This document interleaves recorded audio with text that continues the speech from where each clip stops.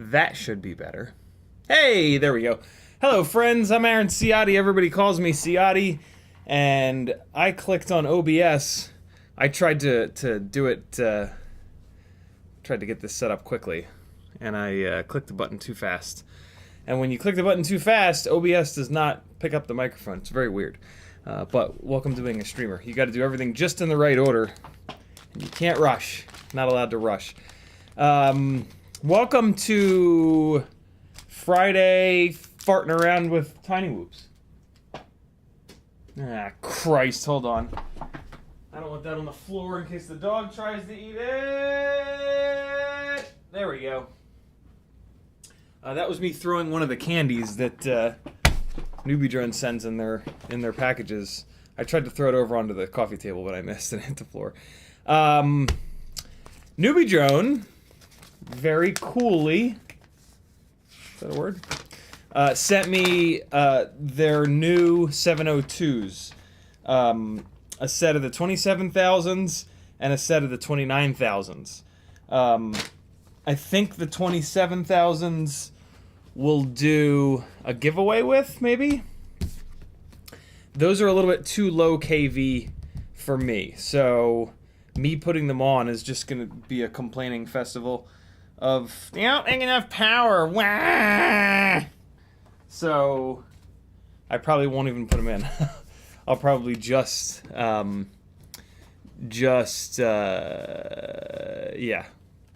do the 29s and we'll see what's what. Let me type into the chat.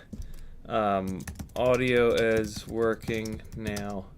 If you're still frozen, refresh and you should be good. Okay, cool. And we are going to put the tiny lifter onto 1002s. It's going to go from the NewBee Drone 1102 10,000 kV flow motors to RC and Power 1002 14,000 kV motors. In order to do that, I have to swap out the standard battery motor plugs for the NewBee Drone specific ones, because the tiny lifters use the NewBee Drone AIO, which has the smaller plugs on it. So yeah, we're gonna move these tiny little motors over. This will be like a nice soldering tutorial for you because the pads are very small, and when you're soldering small stuff, you really need to like, you just need to be on your game and you need to pay attention to all the little things. Using flux, having your iron at the right temperature does help. It's not a total deal breaker. The temperature that your iron is at is tied with how quick you are on the pads. For small work, I run my iron kind of hot, 700, but I try to get on and off the pad very quickly. So yeah, you can run your iron at a higher temperature if you get on and off the pad quick. So that's kind of my philosophy with doing it. If you want to run a lower temperature than that, if you run your temperature down at like 650, you won't have to be as quick. You'll have more time to kind of work it. I don't think it matters too much on these motors, though, to be honest with you. The PCB that we're soldering these motor wires to, like, there's no components on it. Like, that PCB is just hooked up to the, it's just hooked up to the copper windings. So if you get it too hot, it kind of should be fine. Northern Tier says, what props are you going to use on the 702 29000s? Realistically, 702 motors really only work well on the bi-blade propellers. And the Gemfan bi-blade propellers are the ones that you want to run. So, yeah, that's what we're going to be doing. We're going to be putting them on the Gemfan bis, and that's going to be good to go. If you want to run tri-blades, like if you're on a lower KV, like a 27 or 26,000 KV 702, you can try these new Gemfan tri-blades, or the new HQ tri-blades, which are lower pitch than all of the old school tri-blades, and lighter weight.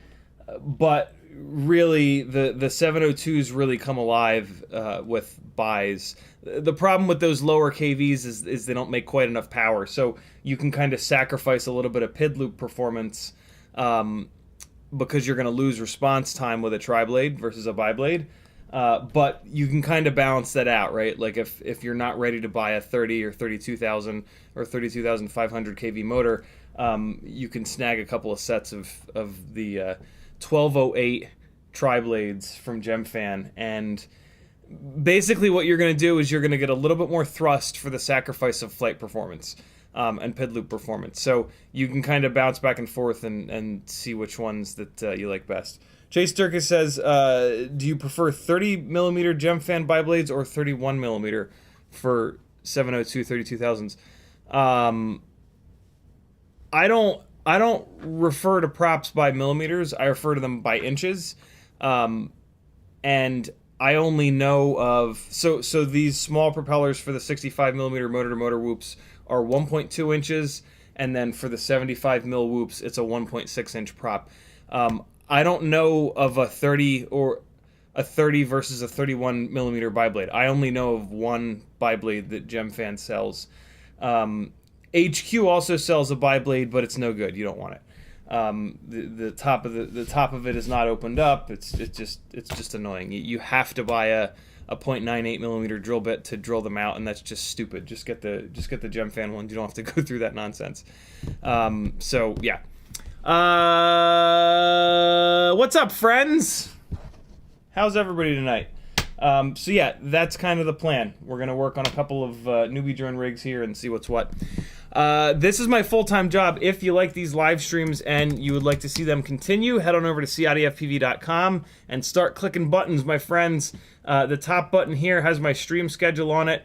Patreon helps me the most, as it says here, and you get the biggest benefit. For $3 a month, which is 7.5 cents per hour of content that I produce here per month in just the live streams, you can hop on to the general admission tier over on Patreon. For $2 more a month, though, you can get in on a bunch of giveaways.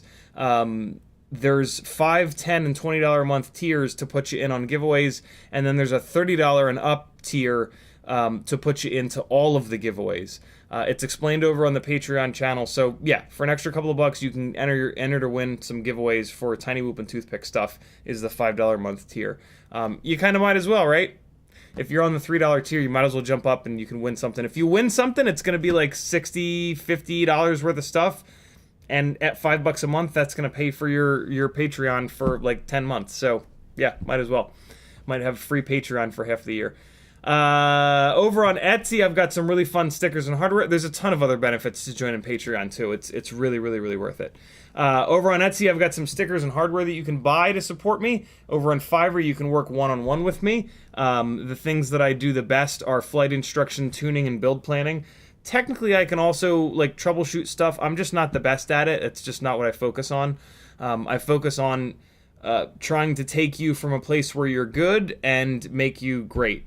And so, yeah, that's kind of what I offer as like one-on-one time.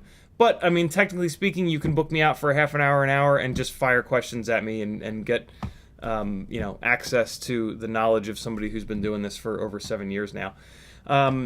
Over on Teespring, I got some really fun shirts and other random apparel. If you want to do a super chat, but you don't want YouTube to take 30%, you can do a PayPal instead and just tag me in the chat. Say, yo, check your PayPal. And then I have a ton of affiliate links. If you're ordering anything on the internet, somebody's got an affiliate link to that website. Hook them up and click their affiliate link before you check out, or change your bookmarks to their affiliate links. I have them to Betafpv, NewBee Drone, FPV Cycle, Amazon, Get FPV, Oh My God, HD0, Fly, Woo, Emacs, Banggood, Camera Butter, and AliExpress. That's how you support me, friends. It makes a huge difference, and it is the only way that I can keep on doing this. In the chat, if you want to talk directly to me, all you got to do is type CiottiFPV. If you do that, it'll light up an orange for me, and I'll know that you're talking to me, and I'll read your chat comment. You can also do a super chat, but you don't have to. I'd rather you do a PayPal, to be honest, or subscribe to the Patreon, or yeah, buy something from me, or book me for some one-on-one time.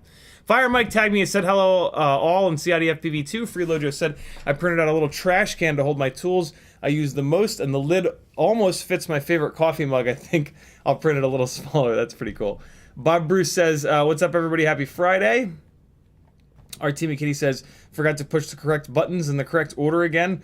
It's even more frustrating this time. I pushed them all in the right order, and I pushed all the right buttons, but I rushed it. I didn't... that's actually the first time that's happened. Usually, by the time I hit the buttons on the mic, it's good to go. I can click OBS. But this time, like, I hit the button and then I clicked OBS right away, and for some reason, the mic wasn't done doing its thing, I guess. It was weird. First time for everything. Northern Tier says, nope, we got that. Andrew DeCavia says, now have Mobula 7s coming for Gym Rig. Went 1002 as 802R NA. Any opinion on frames? V3, V4, Meteor 75, Toothpick, etc.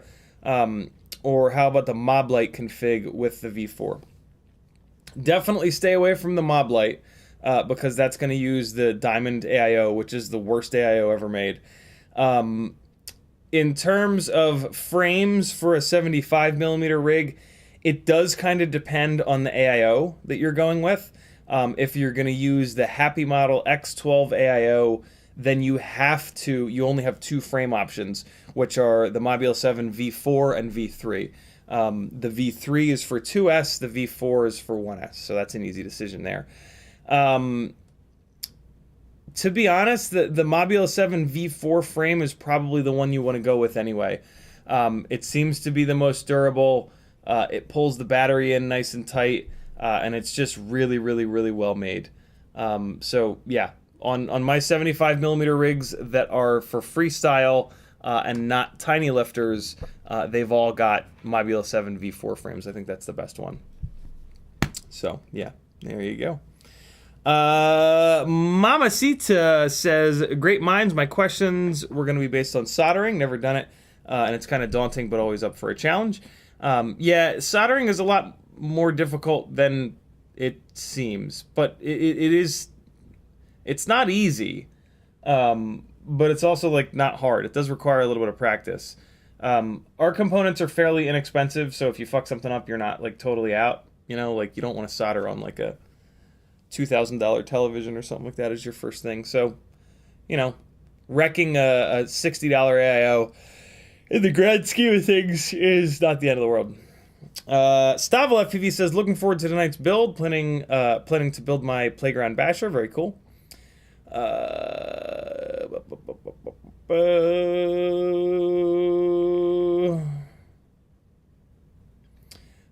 Chase follows up and says 31 millimeter bi-blades over 30 millimeters made a huge difference on my 702 32000.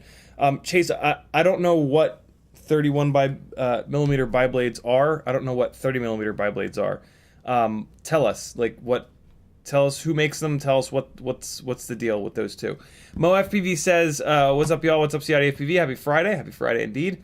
And then Arizona FPV says, "What's a good AIO if I want to build an Odonta 75 millimeter?" I've only really found one AIO that holds up for tiny whoops at this point, and it's the regular old Mobula 6 ELRS, square shaped. 5 amp AIO. I do have a Happy Model X12 that is hanging in there, but the first X12 that I had only lasted like 5 or 10 batteries, so it's really tough for me to recommend the X12. A bunch of people in chat have also had a rough time with the X12, so I don't really recommend that one. Yeah, the regular old Happy Model. And WeBleedFPV actually just got them in stock, which is that's the toughest thing about this Happy Model AIO, is just being able to buy it from somewhere. It's this one right here, Happy Model ELRS F4 2G4. In this case, it's the version 3.1.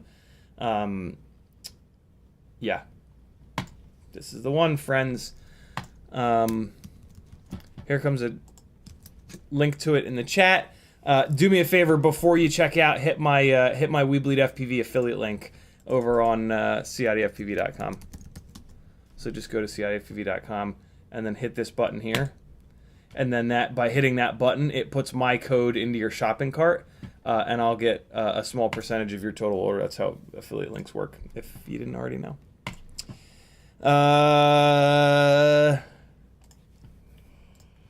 I'm intrigued now. I'm intrigued by this whole 31 millimeter versus 32 millimeter bi-blade thing. So, where are the GemFan bi-blades? So these are the 1.6s. Yeah, see, GemFan uses the inch measurement, which is why I use the inch measurement. 1610, 1.6 inches, and then the pitch is 10. Here are... Okay, so HQ, it looks like, uses millimeters. So they've got a 40 millimeter, but that's for the 75 mil rigs. Oh, look, here, GemFan's using the 31, is using the millimeter designation. So it looks like the GemFan bi-blades are 31 millimeters. Those are the ones that I always recommend. What I call them is 12-10. 12 as in 1.2 inches, 10 is the pitch. So yeah, I don't know of any 30 millimeter bi-blades. I guess maybe that could be the NewBee drone bi-blades, but I typically don't recommend those. Mainly because the hub is a little bit fragile. Although they did really well on here they are. Speaking of the devil, they did really well on the thrust stand for me. They made every bit as much thrust as the GemFan prop. So if you don't care about durability, and you just want to go NewBee drone, these are a fine choice. And it looks like these are being called out as 30 millimeters. So. Yeah, I mean, these are cool. You can get them in green or purple, which is kind of cool. It's a really cool purple. But yeah, again, the problem is the hub on these is kind of fragile, and the hole to mount this on the motor shaft is a little bit too tight. You really should get a 0.98 millimeter drill bit for these to make sure that they don't ruin your motor. In general, I would just stay away from them and just run the GemFan 1210s. That's why I always recommend those GemFans, because you don't have to do anything to them. You just put them on the motors and go. So, yeah, I mean, if you're absolutely desperate to do something differently, the NewBee drone Venom bi-blades are definitely different, but they're not really better in any way that I've noticed. So yeah, the easy button is just to do what I always say and get the GemFan 1210s. Chase says it's a GemFan. It's a GemFan prop, but others like HQ and T-Motor make them. What? That I'm confused. But I think I think the rant that I just went on covers us. If not, Chase, tag me again and straighten me out. Metal Dirtson says the GemFan biblades say 31mm on the bag, even if it's not in the ad copy. Okay, very cool. King FPV says hello, CiottiFPV and everyone. Cool. Beginning of the stream was the 65mm Walksnail rig, chasing the drift cars around. It now has Weebleed 32,500s on it. I have not put it through Betaflight to get the motor spinning the right direction yet.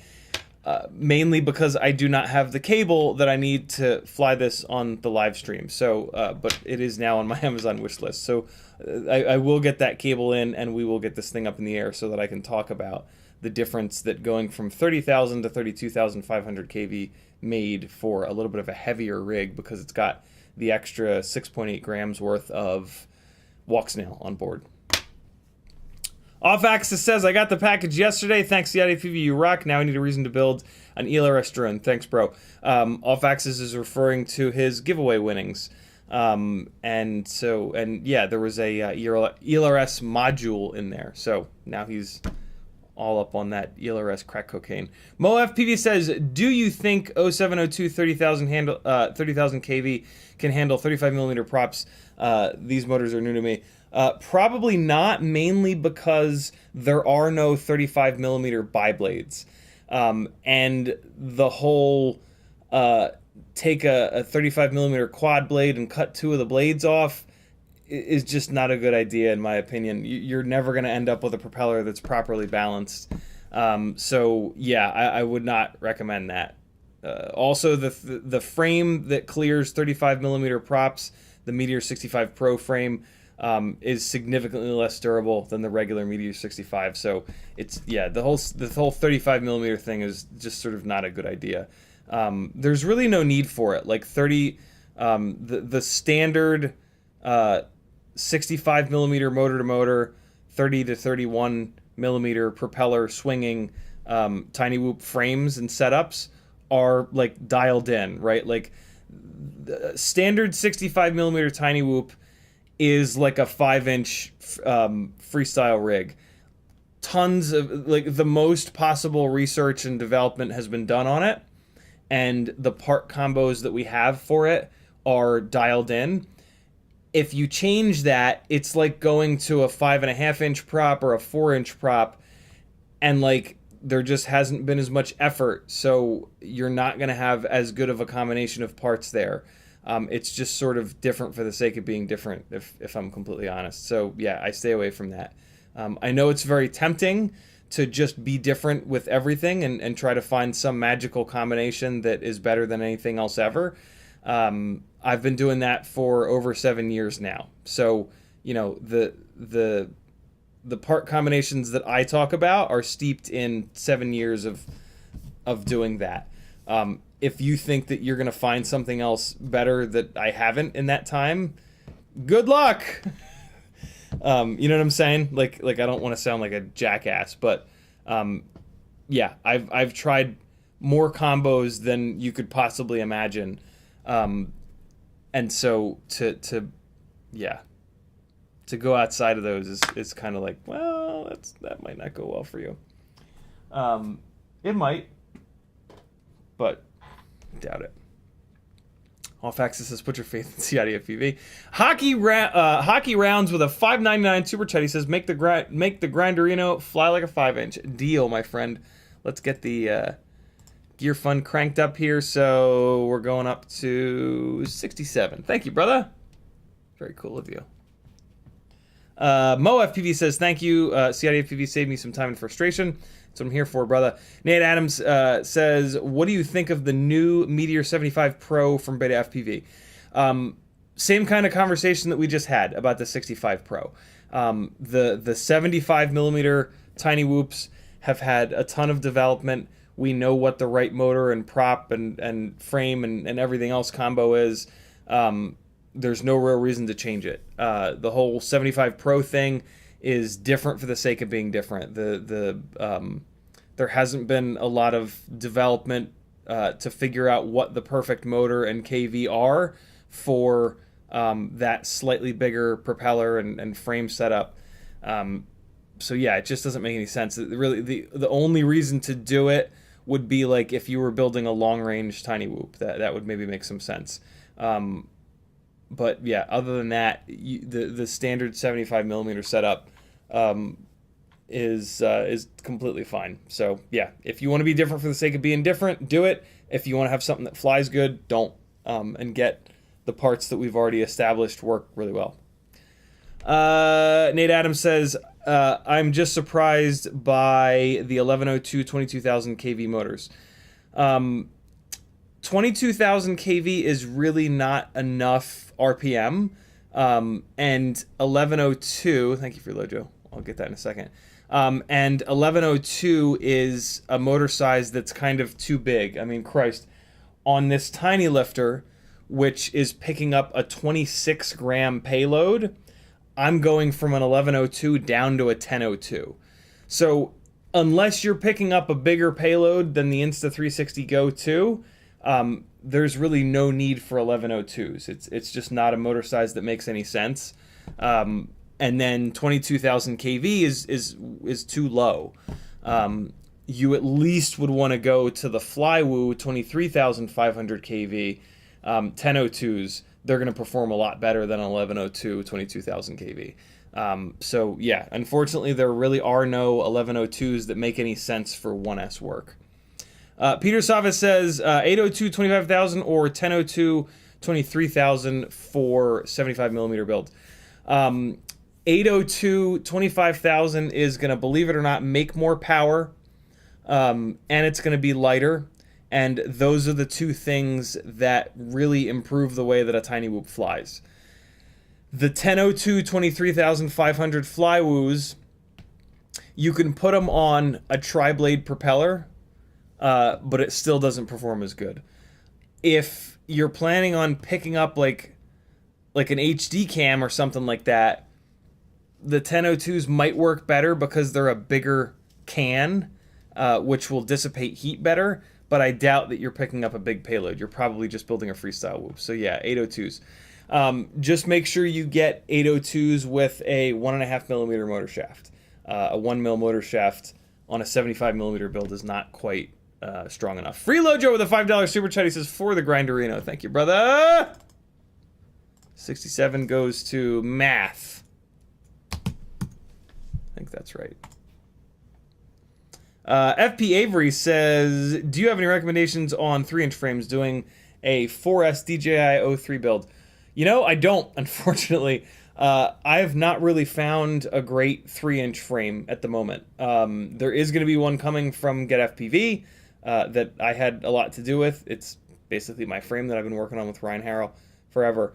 So yeah, that'll come out at some point here. But at the moment, I really don't know of any good 3-inch frames. Sorry, brother. So yeah, just I don't know, AOS 3.5, and then you can put 3-inch props on it. That's what I'm doing. That's the next 3-inch build that I'm doing. So CiottiFPV says, what do you think about putting the Walksnail nano kit on a Ripsqueak? I have the big Walksnail setup sitting right in front of a Ripsqueak over there. I just need to get some other things off the and I'm also building an AOS 3.5 with the bigger Walksnail setup on it too. So yeah, there's going to be a couple of different 3-inch/3.5-inch Walksnail setups coming soon. Peter Savas with 100 CZKs. He says, for whatever you want. Thank you, brother. That means hookers and cocaine. Not true at all. Thank you, brother. Very cool of you. All right. FP Avery says, freestyle build, not a whoop. Why am I so hungry? I had a ton to eat. I guess that was kind of early. Allfax is FPV with a 20 Californian Canadian dollar super chat. He says, this should come close to your $90 fund, bro. Thanks for all you do for everyone, including me and your other mods. You rock. Also, nice haircut. I need one of those soon. Thank you, dude. Nobody tagged me and mentioned it. I got significantly lighter today. Is this stuck? There it goes. There it goes. There it goes. Stavel FPV says PayPal sent to bring the Grinderino over. Thank you, brother. So 72 becomes 92 from off. Well, he did that in Canadian dollars. So off-axis seems to have beaten Stavel to the punch, but that's okay because Stavel will get us going on the next one.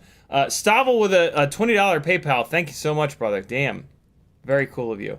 Very, very cool. 20 bucks for the Grinderino fund. Look, we're going to do this. We're just going to go to 110, which is pretty awesome because got some shipping to cover. All right, we good to go. Let me get this. Hold on, I got to make this unread. Mark is unread. I hope that invoice that I sent is okay. 28. Yeah, I think that invoice should be good. Did a little bit of invoicing right before the live stream. Hate having to do it, but just one of those things. All right, friends. Now, hold on. I need to eat something. I'm just gonna sit here like rage, hunger, angry, and but luckily, I got one of my favorite snacks today. My favorite snack in the whole fucking world. Not really a snack. More like a treat. My favorite treat in the whole wide world. Reese's Pieces, yo. Look at that. That's a monster move right there. I cut the entire top of the bag off. That's me being frustrated that the bag won't open. So I'm gonna jump off pretty much right at 9 tonight because Maggie's not home. So I gotta take care of these kiddos tonight, and there's 2 extra kids in the house. So we're gonna go directly out to Kentucky Fried Chicken after the live stream and get a big old bucket of chicken or 2 for myself and the kiddos. So that'll be fun. And yeah, I don't want them to eat too late. So cheers, friends! Eat some chocolate. It's good for you.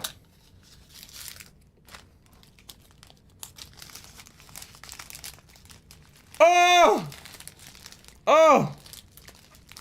Mmm! Mmm! Oh my god. Mmm.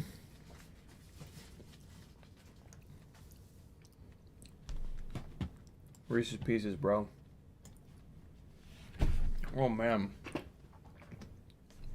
Oh boy. Alright. Let me get Logitech up. And then we're going to do a little bit of soldering here. So, I'm going to leave this camera on here. So that you guys can hopefully see what the hell I'm doing in some amount of detail. Feel free to ask any soldering questions that you've got. I'm going to hit you with the basics. Freeloader says, I've found the taste of freeze-dried Twinkies. Interesting. Very effing interesting. So, up first is a motor that I have already removed the standard lead from. The standard lead has a connector that's that big. NewBee drone uses connectors that are that big. So you can see they're much different. I think it's JST 1.25 versus JST 1.0. I might have that backwards, but yeah, so we're taking these off and we're putting these on. So let's keep going with that. I'm going to just tack this one on here, and we're going to talk about the attachment side first, and then the next two that I do, we'll talk about how to remove them the right way. At the current moment, I removed the other lead, and then I added a little bit of extra solder to each one of these little pads here. Those little silver shiny balls are what I'm referring to. So, get some stuff out of the way here, and we will just dive on in. First thing, especially when you're doing small stuff, is to get flux on it. I'm a huge fan of these flux syringes because you can just put the tiniest little bit of flux exactly where you need it. The only problem I've been having lately is that the nozzle keeps getting clogged. So I've been just like pulling the nozzle off and then just using like a toothpick and just scooping a little bit of flux up onto the tip of the toothpick and then just spread that on where I need it to go. Whatever you got to do to get it on there. Whatever it takes. So yeah, put that over there. Put this over here. And I, at the ripe old age of 42, need nerd goggles to do this. I just need the magnification. My eyesight is pretty good, but man, this tiny whoop stuff is just really, really small. So suck it up, Buttercup. Go get some magnified nerd goggles and just don't work on quads when your friends that you want to impress with your non-nerdism are hanging out, I guess. Or just embrace it and be a fucking nerd, bro. Nerds run the world. So, we put a little bit of flux on. One of the main things is that your right hand should only be providing heat. Your left hand does all of the controlling of the wire. Your right hand just comes in to add a little bit of heat to the correct spot. You do not want to try to use the tip of the soldering iron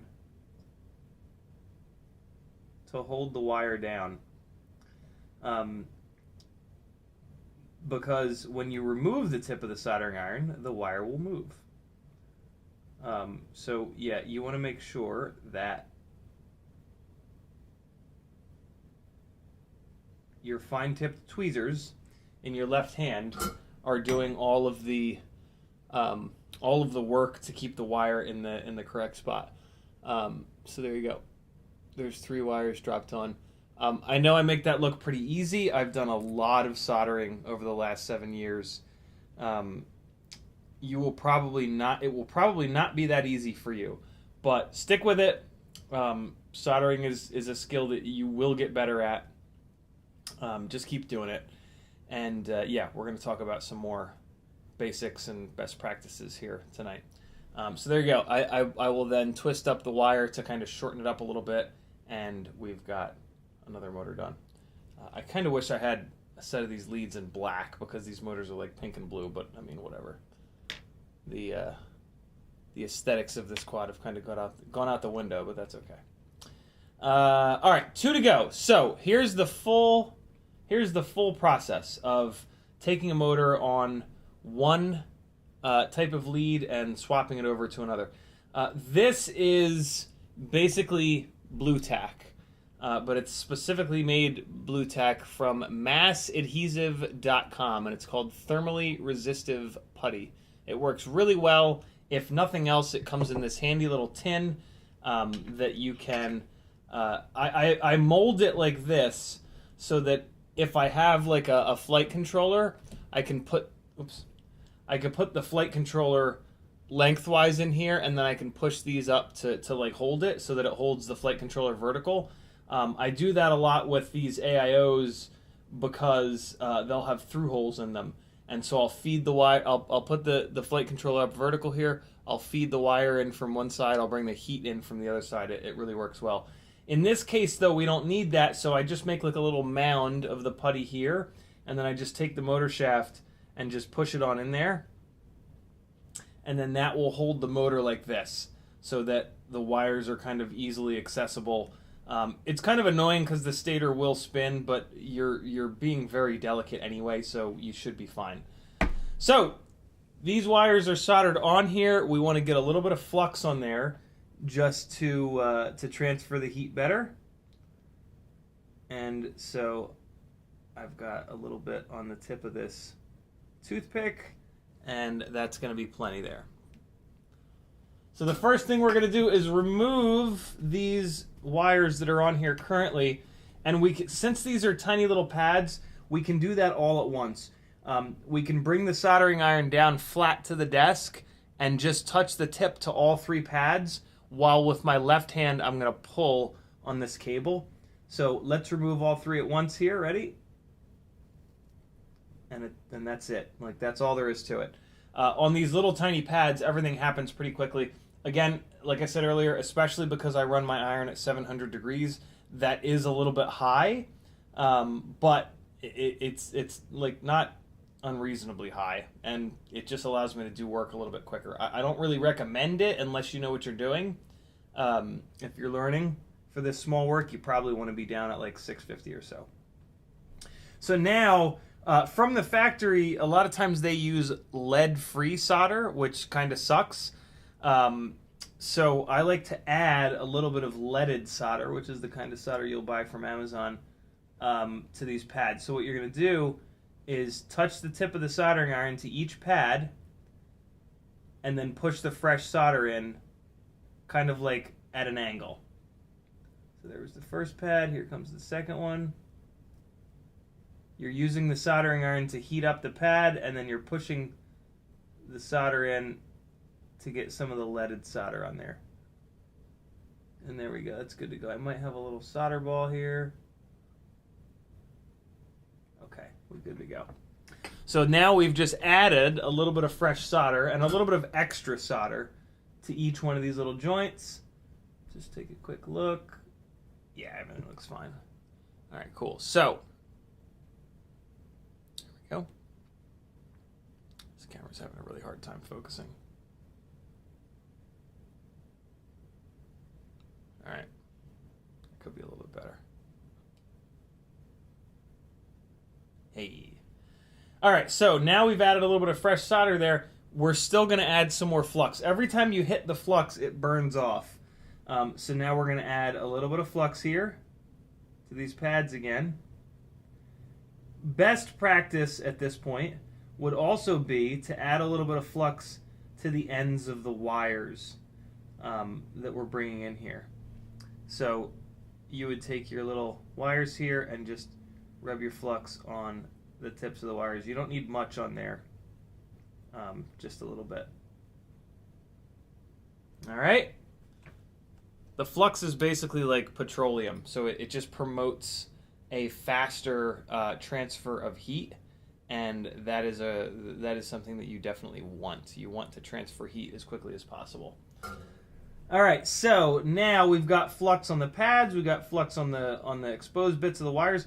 I do the first one by hand. I just hold the entire little wiring harness here. You can certainly do the first one with your fine-tipped tweezers. If you don't have fine-tipped tweezers, you need to get a pair. They're really important. I've done this a lot, so I can do the first one by hand here, he says as he screws it up.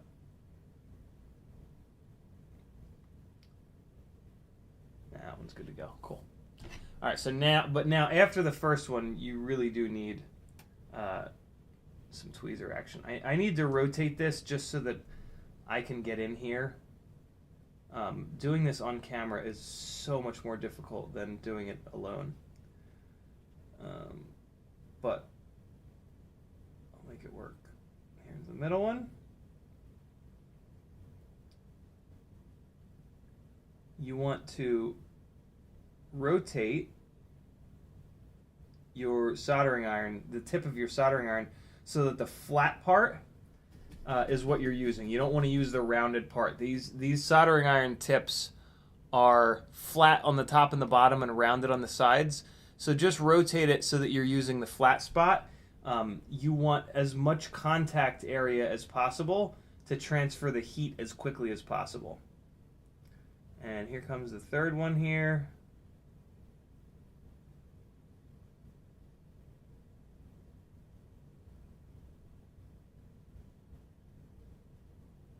And we're good. If you needed to rework one of these, what you can do is grab all three of them like this, and then you can just hit one of them to get a little bit more temperature back into it. Like that. And there you go. I really prefer to put a piece of shrink wrap on these wires and then pull that shrink wrap down over the PCB pad here. But on these motors, on these RC and power motors, there's not room to do that. On the Happy model motors, you can do that, and you should do that.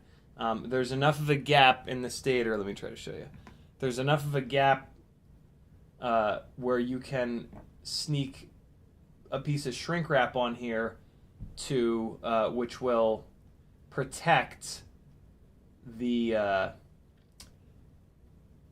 there it is. Yeah, it'll protect those solder joints. On the Happy model motors here, they hang the PCB that you're soldering to out a little bit, so the shrink wrap has something to grab onto. On these RC and power motors, they don't, and the motor is actually so flat and the stator is so low that if you put shrink wrap on there, it almost rubs on the bell, which is not good. So yeah, these RC and power motors, you can't really get shrink wrap on there. Not the end of the world. Not the end of the world. Especially on like a tiny lifter, I'm not going to be replacing motors very often, so I should be able to get away with this. I should be totally fine not having the extra shrink wrap protection. Spin them up here to reduce their length a little bit and keep them from getting all scraggly, and there you go. 3 out of 4 are done. Here comes the last one. Drop any questions, any soldering questions you got in chat, and I will try to answer them while I'm doing this last one.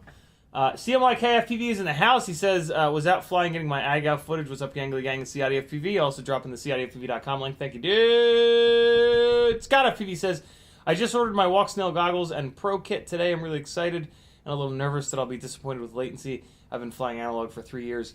I think you'll dig it, Scott. It's really, really good. Really, really, really good. Hikaran says, don't forget the shrimp. Andrew DeCavia says, do you know if you can run the Mobula 7 electronics on the V4 frame with the Moblite camera mount? Or would you not want to? We'll be using stock 1002 23500s, biblade or triblade. Get them both, see which ones you like. Propellers are just so cheap, and they make the biggest difference in flight characteristics. So yeah, get lots and try them, and just run the ones that you like the best. Moblite mount is an interesting question. Moblite camera mount. I think it'll actually work.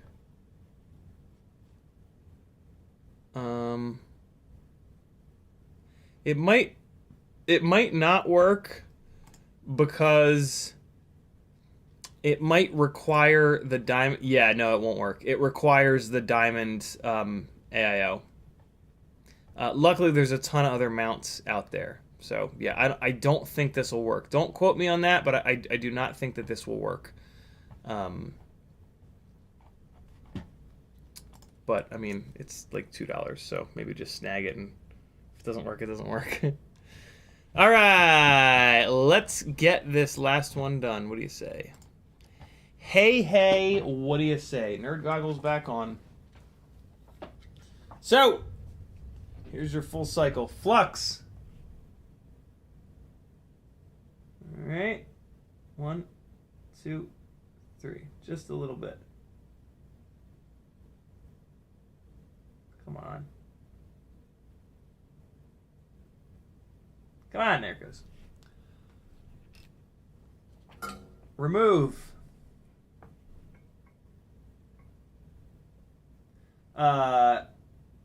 Also throw in there, clean the tip of the soldering iron. When you take the soldering iron off, when you pick the soldering iron up, clean the tip. When you're putting it down, you don't really need to clean the tip, and you could make a pretty strong argument for not cleaning the tip because the solder that's left on there will help protect the tip. But when you pick your soldering iron up, clean the tip. It's really important.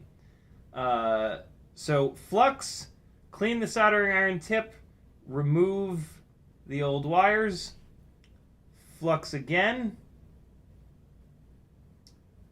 This time you're going to flux the pads as well as the exposed bits of the wire. Okay. Now we're going to do one at a time. I doubt you could ever solder all 3 of these at once without having them bridge. So now we just get these wires kind of organized here. I like to make sure like the right wire goes to the right pad, the middle wire goes to the middle pad, just for, you know, OCD reasons. First one I like to do by hand, but you certainly don't have to. You can absolutely use your fine tips tweezers for the first one. And control the wire with your left hand. Add heat with your right. Push the wire down to the pad. And look for the solder to go liquid. Oh, you know what? I didn't add any extra solder to these this time because I was in a hurry. And man, it makes a huge difference. So we're actually going to remove this one, and then we're just going to add a little bit of extra solder to these pads. At the moment, they don't have quite enough solder. Not enough solder is a bad thing. Too much solder is also a bad thing, though. You want to be somewhere in between.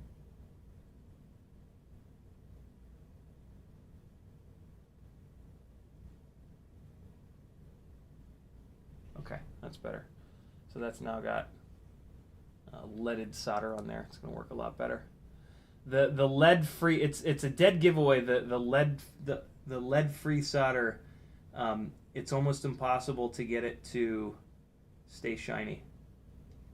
It tends to go very very cloudy very fast. All right, got the first one. Coming in with the second one here. Try to grab the wire with the very tips of the fine tips tweezers.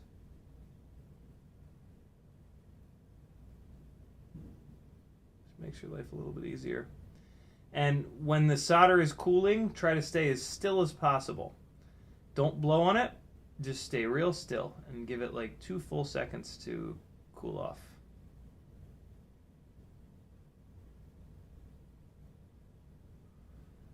Alright, there's all 3 of them. If they're not perfect, you can bring your tweezers in sideways, grab all 3 to hold them against one another, and you can come back in and rework any of these joints. A lot of times when you do the rework, you will accidentally bridge them together like I just did. Sometimes you can clear that bridge by really cleaning the tip of the soldering iron off and then going in between those 2. Like I just did. And there we go. So that bridge has been fixed. And there we go. All set. That's all there is to it, friends. Don't be afraid of soldering. It is going to take some time for you to figure it out, but I mean, you just got to do it. It's just one of those things. Chase Dirk says, how does one join the No Access Patreon? I don't know what the no access Patreon is. What's that, Chase? No access Patreon. What's that mean? No access?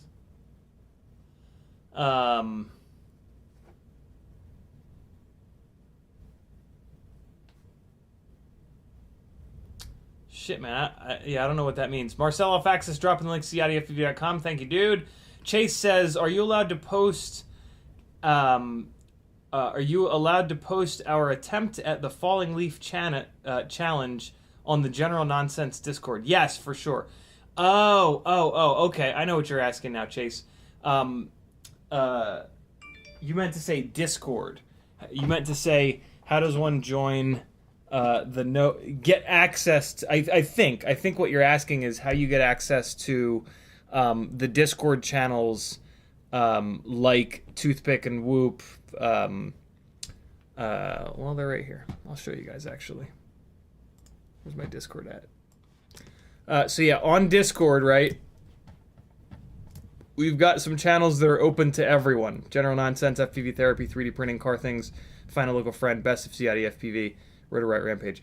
But then there's also a whole bunch here that are Patreon only.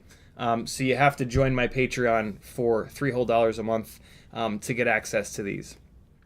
Livestream Live, Patreon Hangout, Toothpick and Whoop, Micro Brushless, Cinewhoop 5-inch quads, Schlong Range, HD Master Race, Video Collective, CiottiFPV Reacts, all FPV retailers, Stick and Dick Ends, Swap and Shop. So yeah, that's how you get access to them. Is you hop onto the Patreon, and then there's instructions on how to do it. Cool. Oh, for Christ's sakes,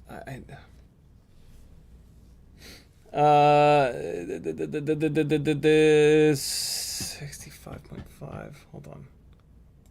Where's the calculator? What is it? 65.5 times 434.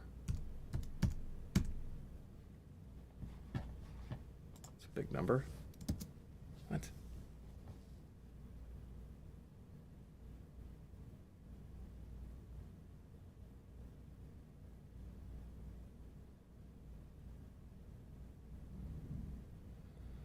Really?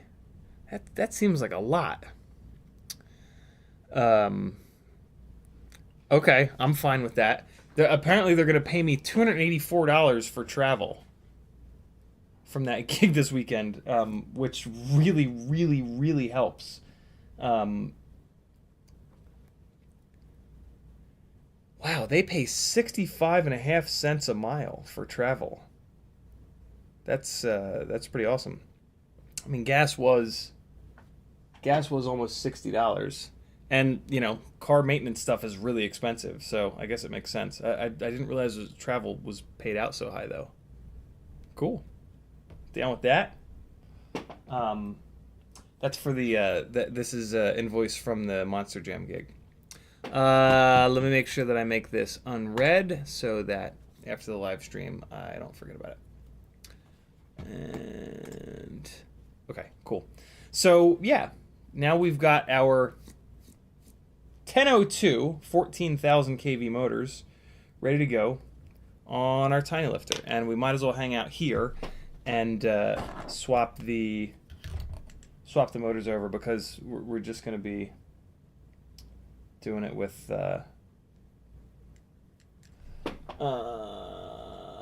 words eluded him. I can turn off the soldering iron. I think we're done soldering for the day. Yeah, things. Words go here. That makes sense. Check.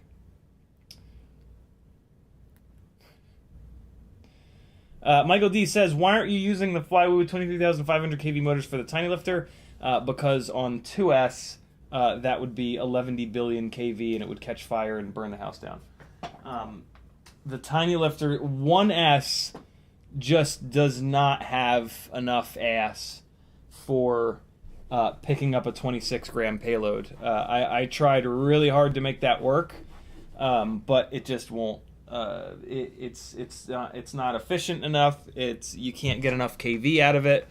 You know, like I'm putting motors on here. Like I'm running these tiny lifters at like mega kV. You know, this one is going to be at the equivalent of like 26,000 kV 1S. I'm sorry, 28,000 kV 1S.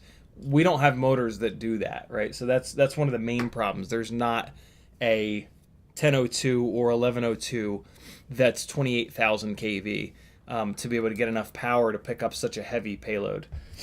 So yeah, that's basically what's going on there.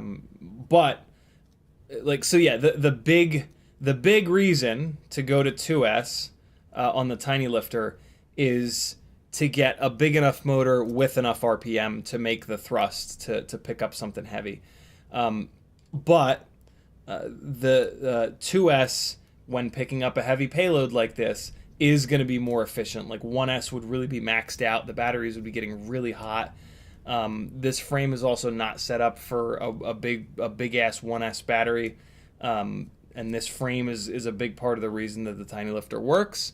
And it's set up for the little 300 mAh batteries and a double BT 2.0 connector.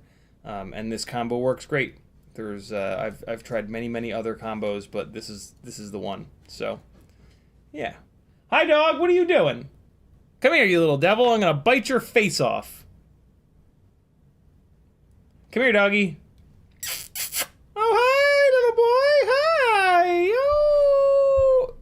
Easy. Oh, you stink something awful. Come on. Come up on my lap, you big dum-dum. Come on. You're not a big dum-dum. I'm sorry. Come on. Hey. This way, his face is pointed away from me. Oh, he stinks so bad. Stop it. Stop it. You hate these things. Let's see how long before this gets old. Duke, stop that. Oh, he just laid... Oh, there's thunder outside. There's thunder outside. He is terrified of thunder and fireworks.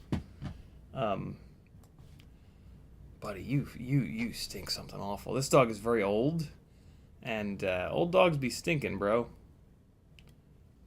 If you've not hung out with an old dog, they are smelly. Okay, bye-bye. See you later. It's about how long that... It's about how long it lasts when he sits on my lap. He'll lay on Maggie's lap for hours.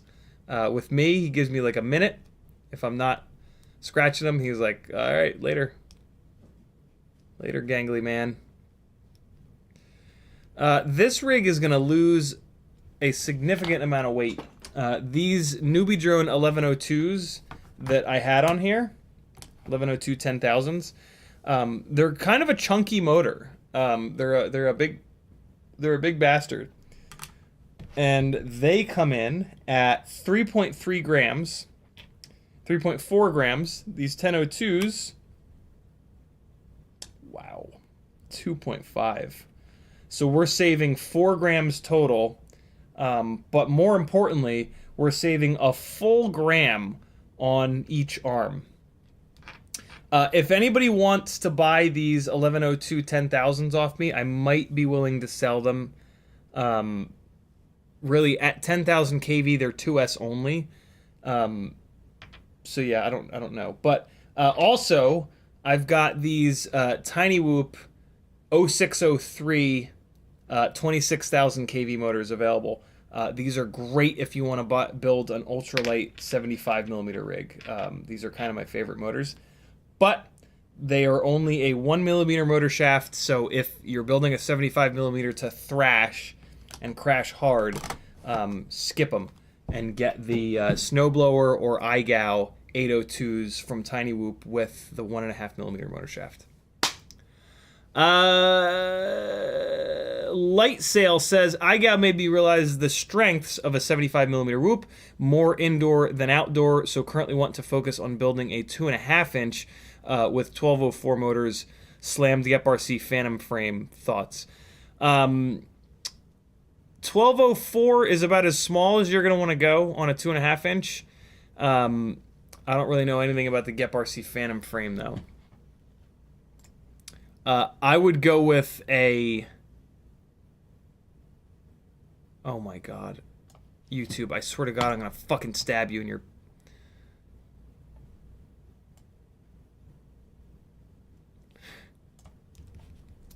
Never mind. GEP-RC Phantom. Let's see. So it's a solid base plate, which is an awful idea. So I'm immediately frustrated, and I would immediately suggest that you not get this frame.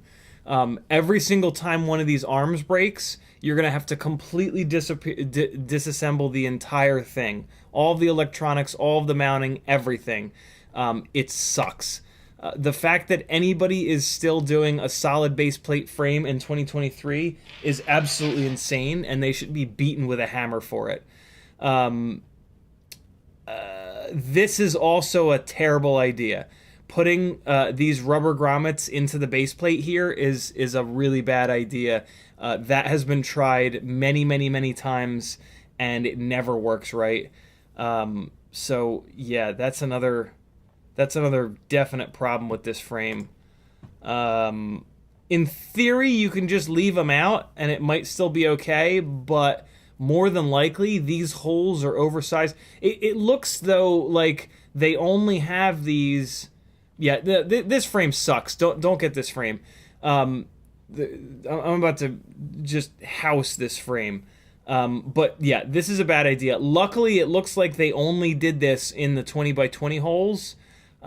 They didn't also do it in the AIO 25.5 by 25.5 holes. This also sucks. The fact that they're using carbon fiber camera plates. This locks you in to only being able to build this at whatever the hell this standoff height is. And that's just a dumb idea. It looks like these might be M3 standoffs, in which case you can just run TPU loops to mount the camera. But if they're M2 standoffs, that becomes a lot more difficult. There's also very little motor protection, so you're gonna grenade motors quite a bit on this frame, which is just kind of bad. Here's what I'll say: if you're gonna build this, you have to keep it absolutely as light as possible, because otherwise you're just gonna hate living with this thing. Because every single time you break these arms, it's gonna be like a 3-4 hour rebuild. I'm trying to see. Okay, so the bottom plate is also only 2 millimeters thick, which is pretty thin. I would, if you're gonna do a solid base plate like this, you got to make this base plate thick enough to handle actual crashes. So yeah, if there was any hope to this frame, it would be a 2.5 or even a 3 millimeter base plate at 2 millimeters on this base plate. The only possible way to not have this thing be a nightmare is going to be to keep it crazy lightweight. So like, I'm talking like AIO with the VTX and the receiver on board lightweight. Yeah. Wow, it is a really lightweight frame, 13.7 grams. So yeah, I mean, if you build this thing ultra lightweight, 1204 motors, like bi-blades, really high kV, you might be okay. But yeah, the solid base plate thing can go to hell forever for me. Mamacita says, couldn't find those Axis flying 1604 a lot. I don't think Axis makes a 1604. T-Motor does. Axis makes a 1504, but it's I think it's only being sold on Banggood at the moment. Bob Noxious says, do you have a Session 5 with a good lens that has a dead battery? I blew mine out already. I do not, but usually you can buy the Session 5s broken with a good lens, or you might even still be able to just buy the lens. So yeah, I would take a look at that. Jason Black says, 5mm prop nuts, what's your stance on clockwise or counterclockwise reverse thread, and knurled or non-knurled? Clockwise forever. I don't think you're going to find motors that have counterclockwise threading on them. And then knurled or non-knurled, if you're talking about the bottom of the prop nut, definitely non-knurled. Your 5-inch rig prop nuts, you want the bottom face. Here's one. You definitely want the bottom face that interfaces with the propeller, right? This pushes against the propeller. You definitely want this to be smooth because you want to push the propeller down into the grooves on the inside of the motor. If the and the prop nut is the thing that's rotating, right? The propeller goes onto the motor bell and it doesn't rotate, and then you want the prop nut to just push that propeller down. You'll notice on the inside of M5 nut motors, they'll have like a little like design or like something that'll push up into the plastic of the propeller. So yeah, when you're tightening your M5 nuts down, you want the M5 nut to rotate on the propeller so that it can just push down on the propeller. When they knurl the bottom of that nut, what can happen is as it's pushing down, it can start to grab and turn the propeller, and that's going to score and like fuck up the bottom of the propeller against those knurled bits on the top of the motor bell. So yeah, when I buy a motor and it comes with a prop nut that's not smooth on the bottom, I throw it away because they're just more hassle than they're worth. Also, having the prop nut have grip on the propeller is a great way of loosening that prop nut if the propeller spins on the motor shaft. So yeah, it's just like altogether a bad idea. Throw away prop nuts that are not smooth on the bottom. Bob Noxious says, thanks, you're certainly welcome. Meta Dirtson says, if you're going to go that light, just build a toothpick and call it a day. Yep, very true. Very true. It doesn't even look like this frame is set up to carry the battery up on top. And so, to build a school bus frame like this, the whole point is that you can put the battery up on top. I mean, I guess you could technically put, I don't know. I guess you could put the battery up on top. Yeah, okay, no, I lied. There are strap slots. So, I mean, you're going to build this as a toothpick, basically. The only way of making this frame survive is to build it as if you were building a toothpick, which is just like, yeah, save every possible gram. And you're going to have to fly it like a toothpick. This is not going to be a basher. So, yeah, this is basically a top-mounted battery toothpick. These little indentations here in the top plate, these are what you're going to be able to put a little skinny battery strap around. This one here, and then this one back here. Maybe just one of them, maybe just the rear one. But yeah, this is basically, you need to build this as a toothpick if you're going to do it that way. If you're going to build it. Anything heavier than that, and you're going to have a bad time. Michael D says, what about an 85mm 2-inch tiny lifter with the 23,500 kV 1002s on 1S?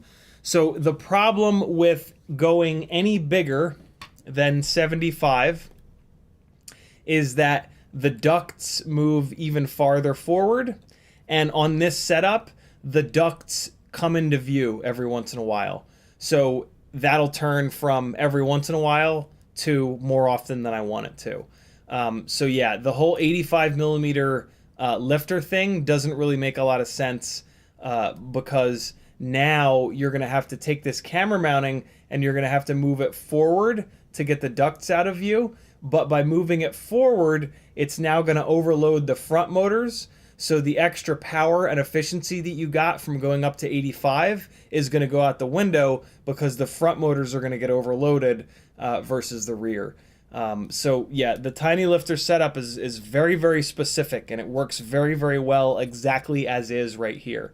Going up to 85 set up as a tiny whoop doesn't make a lot of sense. The ducts become too big, and they start to get into view. So yeah, 75 is what you want.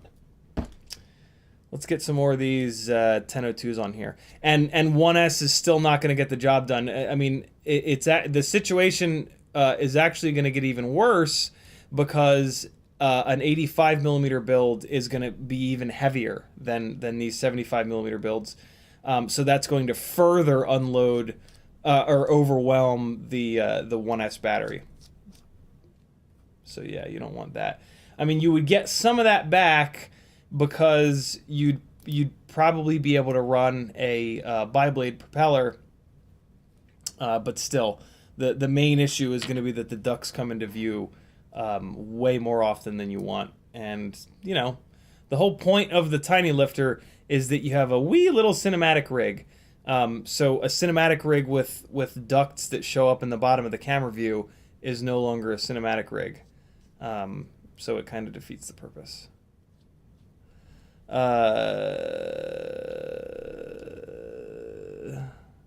Freelojo says, because I run a thumb and sit at 68 grams all up weight, I should actually run at... I feel like I'm missing a conversation. I feel like I'm missing part of this conversation. It's from Freelojo. Let me scroll up and see what the hell's going on here. I don't see another comment. Because I run a thumb and sit at 68 grams all up weight, I should actually run at 95% motor output. Freelojo, I'm missing something here. Fill me in on what I'm missing. We got that. We got that. Jason Black says, I'm props out and crashed 2 and 3 motors, spun props off. Thanks for your help. Spun the props off, man. I've not had that happen in a long time. Tighten your motor nuts more. You should be tightening them to the point where the prop is really digging into the shit on the top of the motor. I mean, technically speaking, it could be a motor problem if the motor manufacturer did not put doesn't have a good enough setup on the top of the bell to grip the propeller. That could be the problem. I can't speak to that. I don't know what motor it is. But yeah, with most motors have some sort of a knurling on the inside top of the motor bell to grip onto the propeller. And as long as you give it a good grunt when you're tightening the propeller on, you'll never run into the prop nuts loosening. That should not be an issue. All right. And here we go. Another one on here. Michael D says, makes sense about the 85 millimeters. Thank you. You're certainly welcome. Freeluja says, on my tiny lifter and the power from... okay. The power from the 1002 14,000s. Got it. Yeah, your thumb is significantly lighter. Your run cam thumb, that is. Well, your human thumb, too, is probably lighter than the Insta360 Go 2. Maybe not. I wonder what our thumbs weigh. Somebody cut your thumb off and weigh it and let us know. Don't do that. All right. 1002s are almost all on here. Just going around and making sure these guys are tight. One more to swap out, and then we can move over to the 65 millimeter rig and swap another set of motors and hopefully get it up in the air. It's 8:24 already. Jason Black says, T-Motor F60 2207 1750 V3. What about them? Oh, that's the motor? Yeah, no, I've had T-Motor F-series motors forever. And I've never had that issue. What I do know, though, is that I believe T-Motor has stopped shipping So the motor nut that I showed you was an old T-motor motor nut. I believe at some point they started shipping motor nuts that have like a little wave pattern on the bottom, and I threw those away, and I use my old ones that are smooth on the bottom. When you buy prop nuts from like GetFPV or Pirate Drone, they're usually smooth on the bottom, so you might need to do a little order for prop nuts. Kind of annoying, but welcome to FPV, I guess. The most annoying hobby in the world. Damn it. Had that turned down. Freeloader says, I have BIR and gangly hands. I don't know what BIR. Beer? Is that like a funny meme-y way of saying beer? Alright. 1002s are screwed down. Let's plug them in real quick. And I guess we could put this up in the air. I'd have to get it into Betaflight. What would you rather me put up in the air? The tiny lifter with these 1002s or the NewBee drone Acrobee BLV4 with 702 29,000 kV motors? I'll try to do them both, but realistically we're probably going to have to pick one or the other. Because at 9 o'clock I'm shutting this down to go take the kids out for food. And myself, I'm hungry as hell too.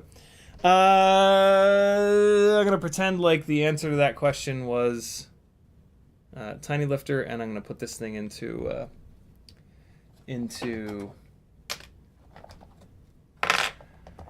jib, jab, flip a flob, bing, bing, bang, bang, bing, da bong. Get all that? I need to. I have a bunch of these batteries that I did not discharge when I came back from the trip, and that is no good. So we're definitely going to put the tiny lifter up in the air because it's going to discharge these batteries faster than anything else.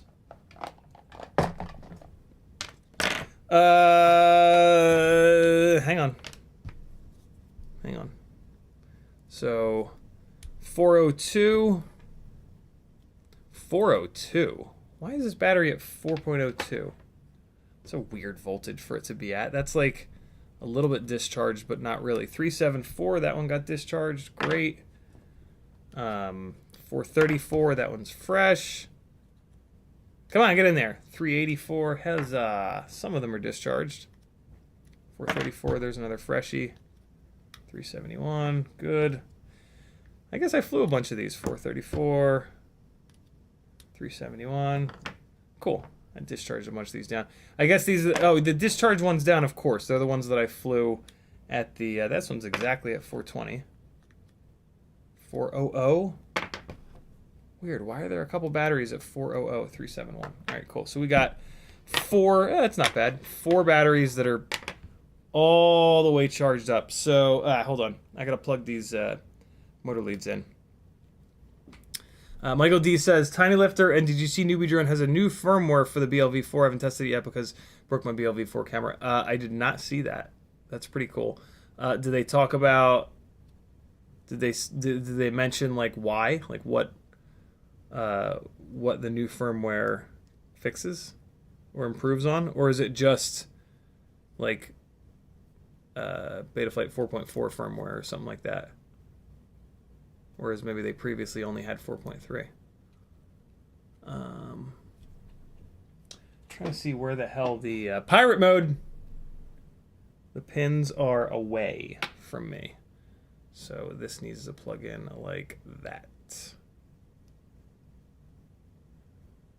It is hard to plug these motors in on the tiny lifter. The carbon fiber brace is like all kinds of in the way. But just be patient. With these motor plugs, you got to really be patient. They are very easy to plug in a little bit crooked and bend the pins. And trying to then fix that sucks. I highly recommend you do not bend the pins on one of these. there's a good chance that you will not be able to fix it, to be honest. All right, there we go. All right, cool. Pins away. Pins away, nice and gentle. Come on. The color scheme on this rig is all over the goddamn place now. This used to be like the all red sort of rig. Now it is the red and light blue and medium blue and pink and white rig. These RC and Power 1002s are only made in this teal and pink combo and orange, and the orange looks ridiculous in my opinion. So at some point I'll probably move this rig over to like all black, so it'll be all black and then the teal and pink. But Volusia FPV with a $2 super chat, no comment, just wants to support the insanity that is being a full-time FPV donkey. Thank you, brother. All right, now we can plug it into Betaflight and get the motor spinning the right direction. Let's do that. Let's do exactly that. All right, plugged into USB, and let's get some batteries plugged in here. 1 and 2.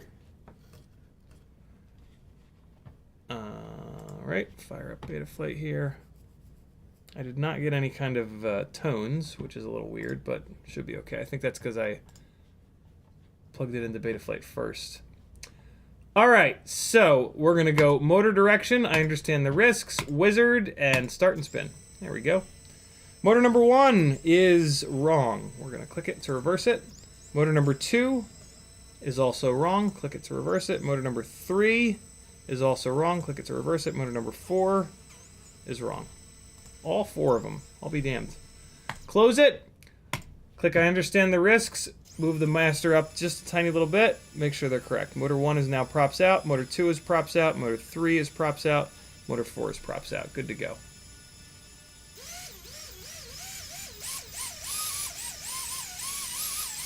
While you're at it, do a little bit of this and make sure that you're not getting any air in here.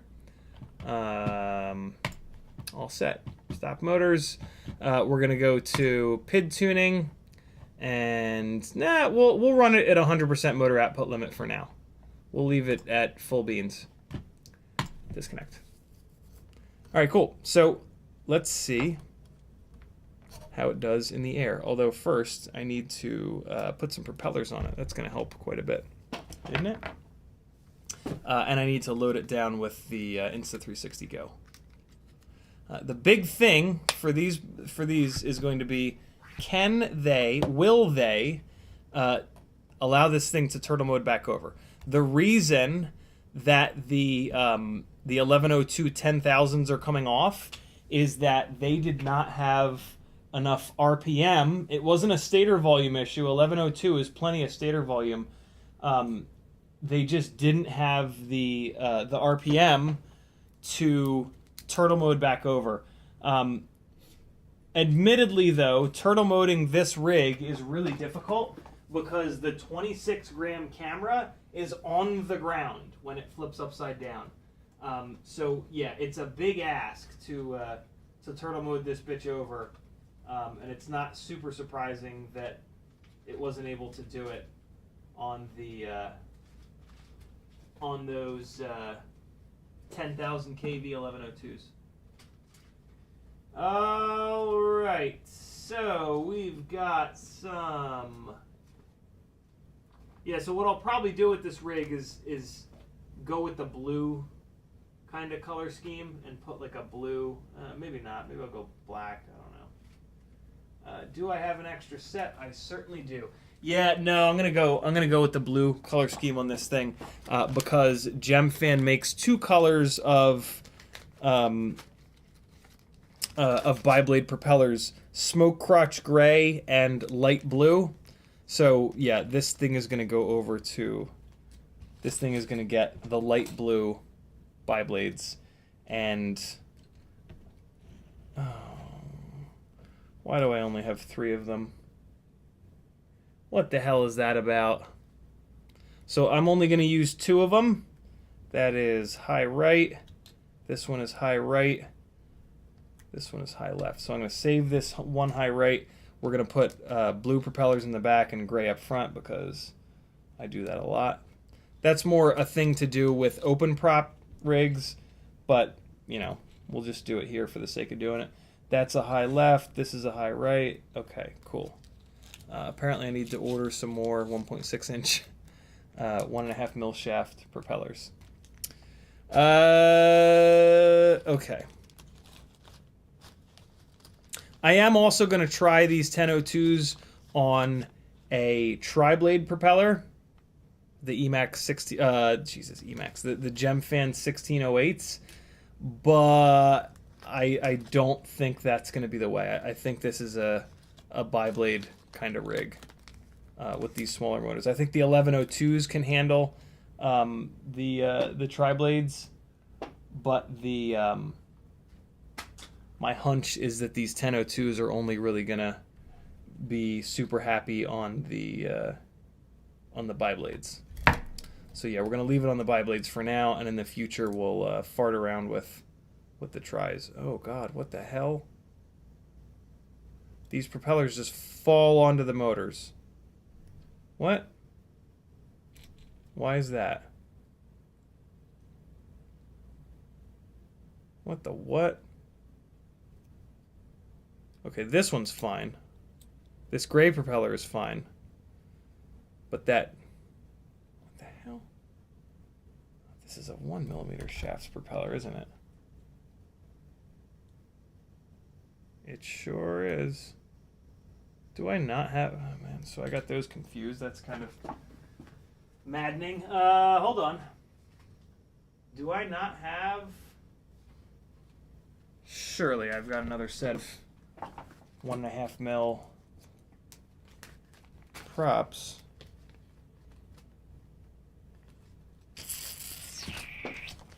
Maybe we will be going with tri-blades because it's looking like I don't have any more of these. What's going on here? Yeah, I have a couple of light blue Insta360 Go camera mounts that maybe I'll switch this thing over to. But first, we need to figure out what the hell's going on with the propeller situation.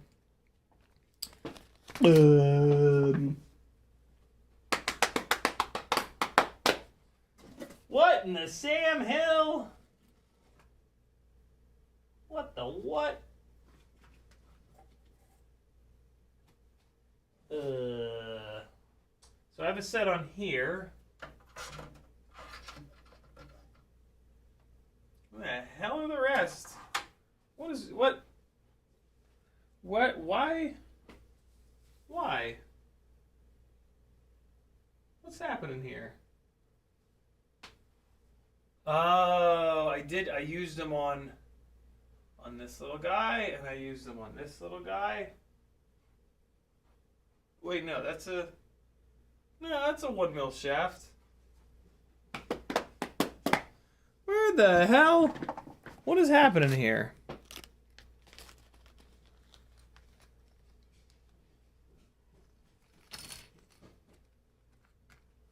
You okay, Duke boy?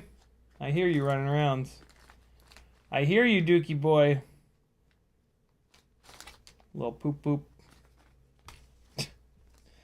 Okay.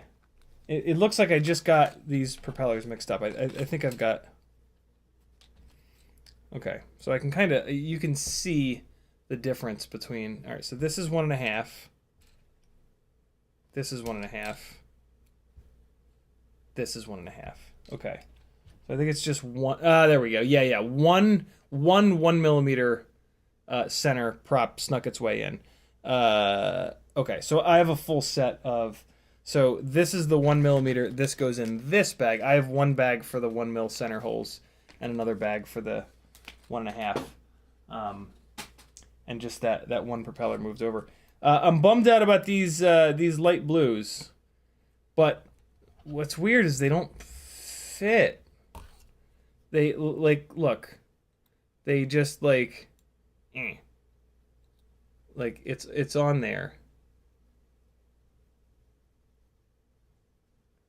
RC and Power, what are you up to? Why is... So let's try these smoke crotch colored ones. Hopefully these have a little bit of bite. I mean, they have a little bit of bite, but not much. What's happening? Did RC and Power, like, undersize their motor shaft? So we're gonna fix these. If you have a set of fine tips tweezers that you don't love, you put them into the center hole at like an angle, and just spin the prop, and you're digging a groove into the inside of the propeller, so that you raise some of the plastic up for it to bite against the motor shaft. You can also take some super glue on the end of a pin and put some super glue in here and let it dry. That'll give you a nice texture in there. I prefer to do it this way. So this is the one that didn't fit worth a shit a second ago. And now it's got a little bit more friction. I want to do it a little bit more actually though. Because this thing is picking up like a big heavy camera and it's 2S and a lot of KV. I really want to make sure that these propellers are on here pretty good. All right, cool. So now that should be fine. I think I'm gonna have to do that to all of these. Yeah, that should be just enough. Interesting. Oh, that one fits good. That one's got enough bite. Maybe it was just that one. Nope, this one too. Let's get it all dug up here. It's gonna wreck your fine tipped tweezers, so don't use your favorite set. Use the ones that you've already wrecked the fine tips on.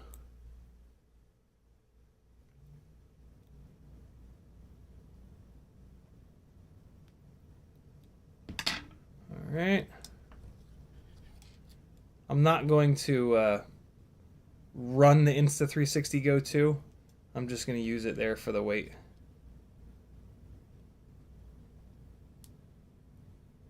That one fits pretty good too. Okay, I think we're all right. Let's get these batteries in here and get this thing in the air and see how these are. And then we can, as quick as possible, swap this Acrobee BLV4 over to the 702 29,000s. I gotta be honest, I don't think we're gonna finish that, but we'll at least get it going. All right, batteries are in, double battery setup, and then the double plug, you plug one battery in, and then when you plug the second one in, that's when the rig powers up. Let's come over here, and let me get my analog shit out real quick. Okay. All right. Here we go. Let's see how 1002s are on the Tiny Lifter. We did a lot. The Tiny Lifter's been kind of absent from the channel for a while. We did a lot of stuff with it last year, and then all of these high KV 65mm rigs came out, and we've been kind of working with those. But you know, I've had them going behind the scenes, and they've been running really well. I don't fly them a lot, but I fly them. They go up in the air and come down. Go back up. I need a goggle battery. Here's one. It's a Fat Shark one, so it's gonna not last very long and beep like crazy. I hope you're ready. One more second here, friendos. So this thing is really difficult to fly inside the house. So just keep that in mind. It is, I named it the Tiny Lifter because it flies like a little tiny lifter, and lifters do not fly super well. You know, they are meant to be as light as possible and carry a really heavy camera. They're not meant to be super hardcore freestyle rigs. So keep that in mind. Welcome to OpenTX. All right. ELRS is coming up. Should connect in a second, and then we'll see what's what. There it is. All right. Whoa, okay. So that was it oscillating, trying to fly away. Let's check the turtle mode.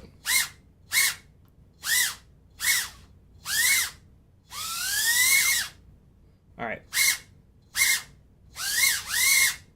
So it has enough power to turtle mode, but it's begun to do the thing that the BLV4 was doing. This is actually the BLV3. So we're going to go into the... we're going to throttle limit this down a little bit. Let's try 90%. Maybe that'll tame it. Nope. That was it oscillating again. Let's take the PIDs down a little bit. This is the easy button, is you just grab the master multiplier and bring it down. That'll bring everything down, PID and feed forward.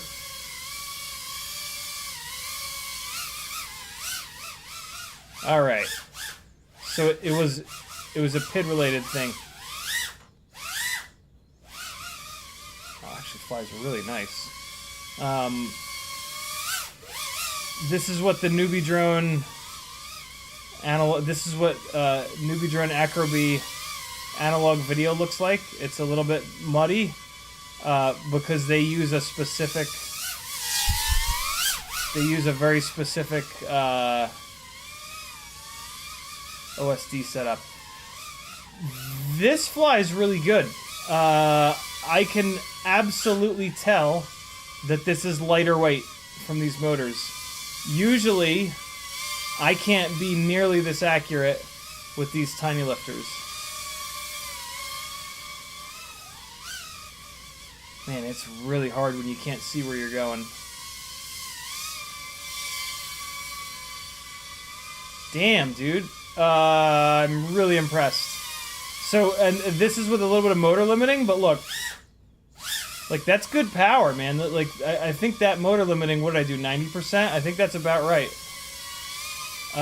Let's check the tune real quick here, see if there's any bounce back. Battery's kind of dead, but no bounce back on roll. Let's check pitch. Good to go. So even with the tune turned down, the extra kV from these motors, you know, this is kind of interesting, right? The 1102 10,000s, I had to push that master multiplier way the hell up because the motors didn't have enough RPM to make enough power to control the weight of the rig. I just moved that master multiplier from 1.8 down to 1.5, and the tune is even better on this rig. That is a really good example of how the whole system works together, and you can change, like when you find the weakest link of the system, you can, like, so that master multiplier up at 1.8, that was like kind of a band-aid, basically. Look at the runtime, too. 2 minutes and 45 seconds. 2 minutes and 50. Yo, that flies really good. And that's 2 minutes and 50 after those oscillations, which are really hard on the battery. And yeah, just kind of moving it all over the damn place. That's really good. So in the future, we will do a little smackdown test of this rig with the 1002 14,000s versus the other one that I've got, which is on Betafpv 1102 18,000s that are motor limited down a little bit. That'll be a really cool little test there. So stay tuned for that. But right now, what I want to give you is a weight difference between these two. Let's see. So, the rig that we were just flying should be lighter. I don't think it'll be that much lighter. These rigs have all the same stuff on them. The rig I was just flying with the RC and Power 1002s is 33.9 grams dry versus 34.8. Not that big of a difference. It's a 1 gram difference, but that is weight out on the ends of the arms, which is the worst place for weight to be. So yeah, super interesting. Tiny whoop motors, like they don't really seem to get hot. So that's actually the Caddx Ant camera, which I don't know. I sometimes I feel like I should take the Ant out of this and put the NewBee drone BI camera back into it, but I don't know. Pretty much any camera that you run through the NewBee drone AIO is gonna like not look all that great.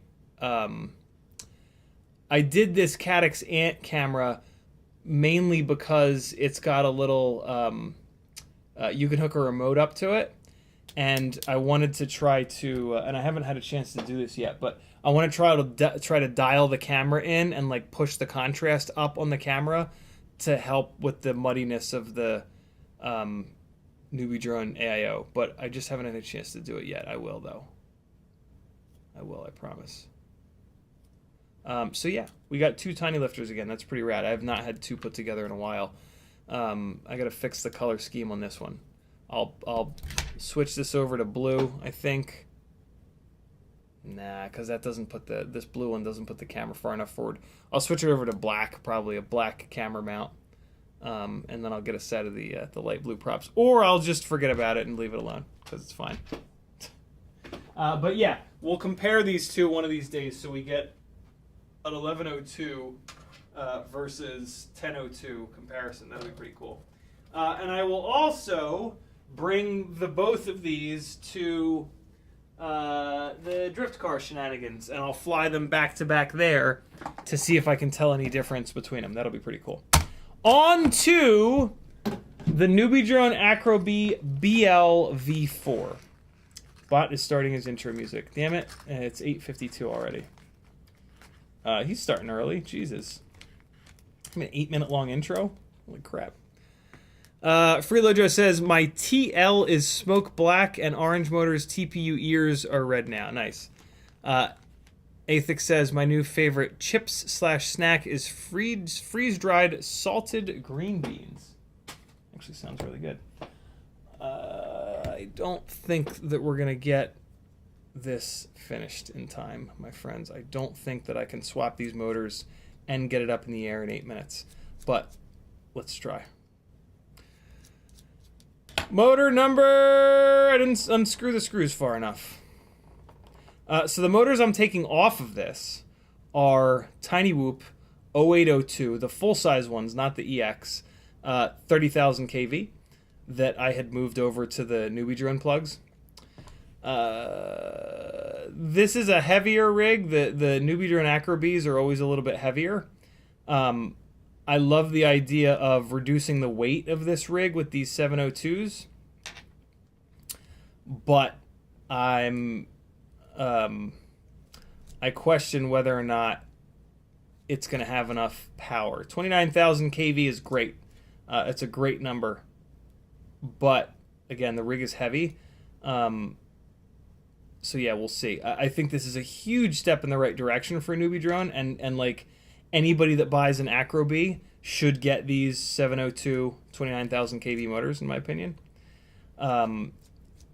But in comparison to, you know, the Mobula 6s with the 30,000, 32,000 kV motors, you know, it's not going to be quite the same. But one of the things I really do like about these NewBee drone 702s is that they have ball bearings in them.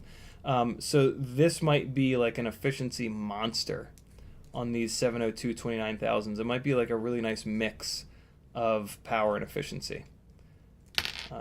Let's take a look. It's packaging for them. Nice small little package. Don't need anything huge and silly. Okay. All right, that's not working. So we cut. Sukkot. Ooh. Ooh. Sexy little motors. Oh, and they give you an extra set of they give you an extra set of leads. They give you the regular leads. That's kind of nice. That's really nice of them. Very smart. But they come with the NewBee drone plugs on them, which is great. So yeah, if you've got an Acrobee BLV4, this is almost certainly the motor that you want. The fact that it's a 702 is going to bring the weight down, which is really, really nice. Oh man, this is a hot looking little motor. Do I have pre-cut little pieces of shrimp wrap that'll fit over these plugs? They're probably not. Nope, they will not. Okay. All right. Yeah, this is the NewBee drone motors are the best looking of the Tiny Whoop motors. If you're building a full-blown beauty queen Tiny Whoop or King, you know, these are the motors that you want. They have the best looking bell design out of any of the Tiny Whoop motors. And man, they look small on here. SMOL on here. Small. They look small.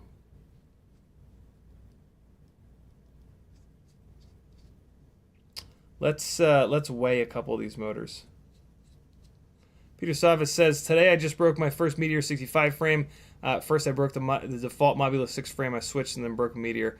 So it's not indestructible.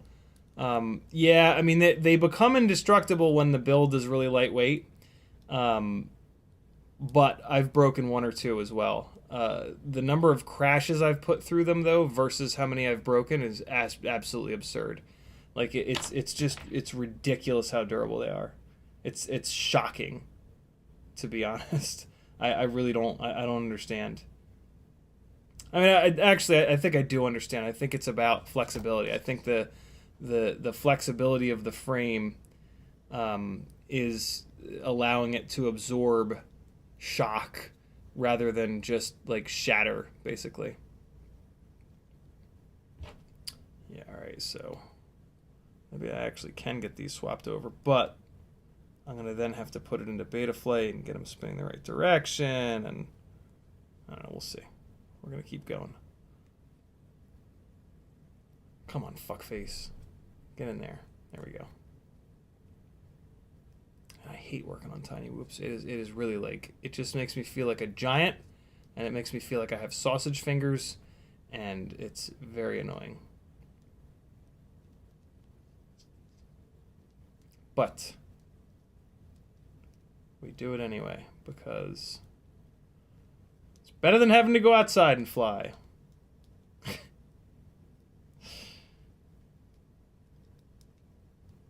All right, 2 motors are on, 2 to go.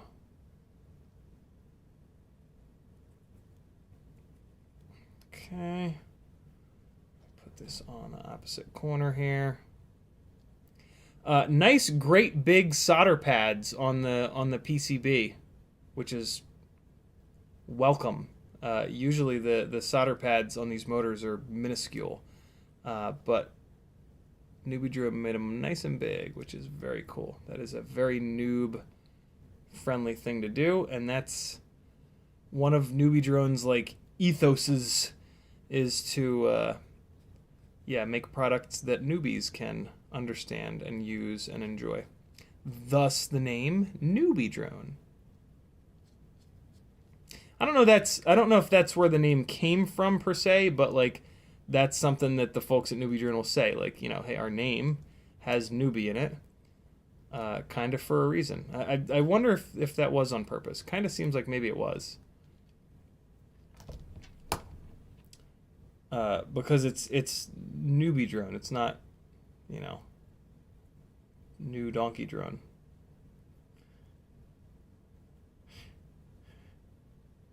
That was a stretch. I don't know where I was going with that one, but you know, sometimes in life you gotta color in the pages of the book yourself. So.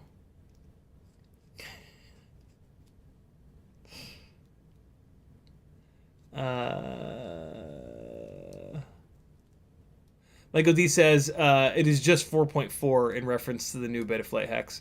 I'm hoping it fixes the OSD issue. Oh, shit. If it fixes the OSD issue, do me a huge favor and tell me. Justin Waller says, Mobula 6 ELRS AIO receiver just quit working. Is it toast? No longer see any signal from the transmitter? Probably.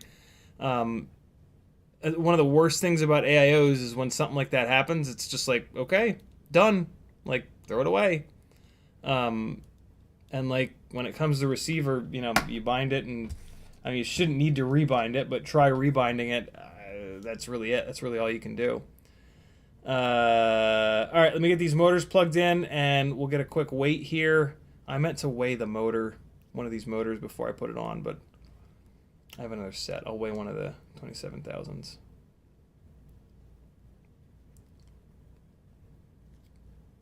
Yeah, balls. Yeah, I'm putting this motor connector in wrong. This way. Okay. Got it. Get in there.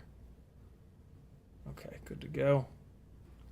And I can hear the kids' doors opening already up there. Meow. Maggie, it's one of my favorite jokes that Maggie makes, is that kids are like cats. Like, they just, you open up food and here they come running. So like, whenever the kids come, like if we're down here watching lately we've been watching The Wire. If the kids start coming down, we'll be like meow, meow, meow to each other. It's very funny. I find it to be very funny. There it is! It's on Little Guys. An all NewBee drone rig on high KV 702s. What a time to be alive. All up weight is... Not all up. Dry weight is 22.7. Not that bad. Not great. Not bad. 22.7. I have a slightly heavier camera and canopy on this thing. It would be... I could make this thing lighter. It was lighter with a lighter weight camera, but I took that canopy off and I put it on something else. I took that camera and canopy off, I should say. We're in Betaflight. We're going to connect. We're going to go to the motors tab, and we're going to turn this... nope, no, let's not do that. Let's just go straight to the motor direction wizard. Start and spin. That's not good. So the motors will not turn. Oh, man. Okay, so the problem is these foam pads on the bottom here are not compatible with these motors. I guess.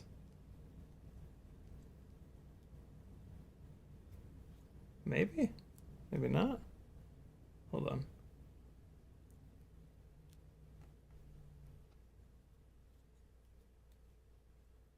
No. Motor just won't spin. What the hell's going on here? So it looks like maybe the C-clip of the motor is hitting the plastic frame. Is that what's going on here? No. What the hell?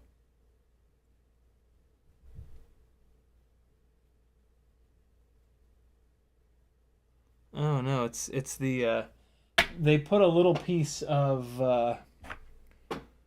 insulation on the winding, and it's rubbing against the motor bell. That's not great. They are gonna get some emails about that.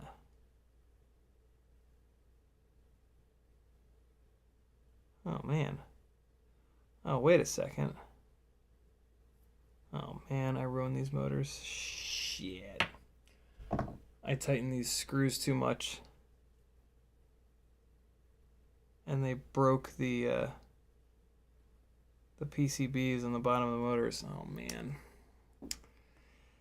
So apparently I've got screws in here that are too long. So they include screws.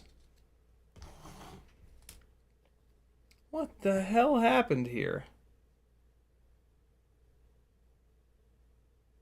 Normally what the motor manufacturers do is they put holes in the PCB that the motor wires hook up to. And those holes allow the screw to pass through. NewBee Drone did not put those holes in the PCB. So when I screwed these motors, so when I put the motor screws in, it pushed up on and cracked the PCB. And that is now pushing into the motor. The motor bell.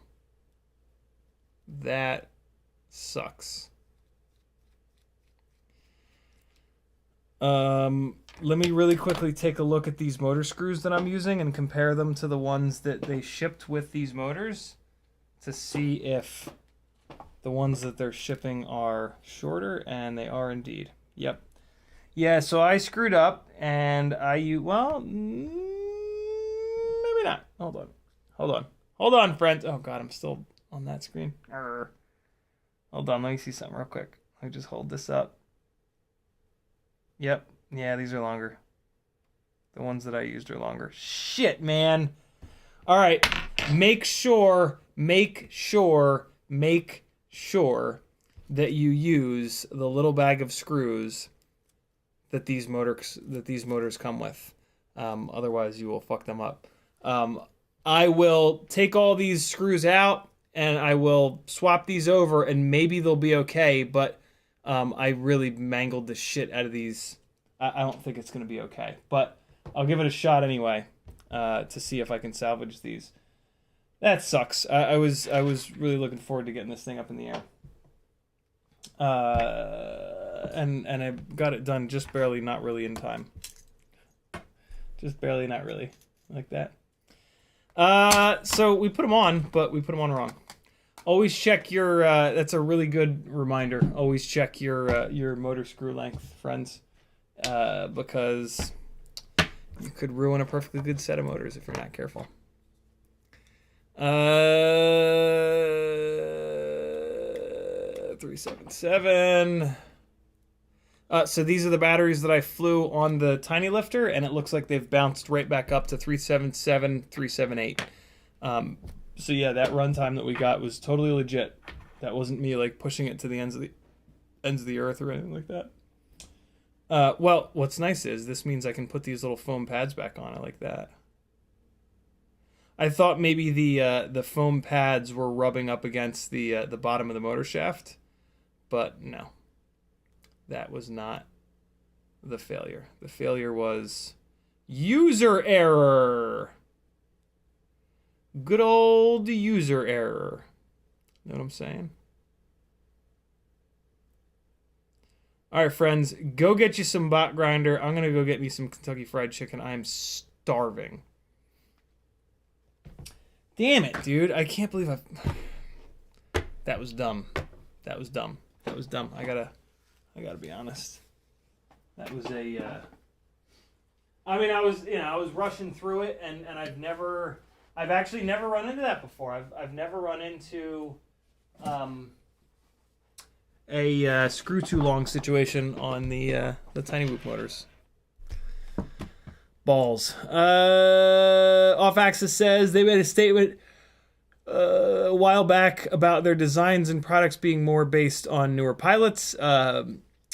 Michael D says the term newbie is phonetically very similar to the Chinese word for awesome, and that is what we aim to be, Team Awesome. Nice.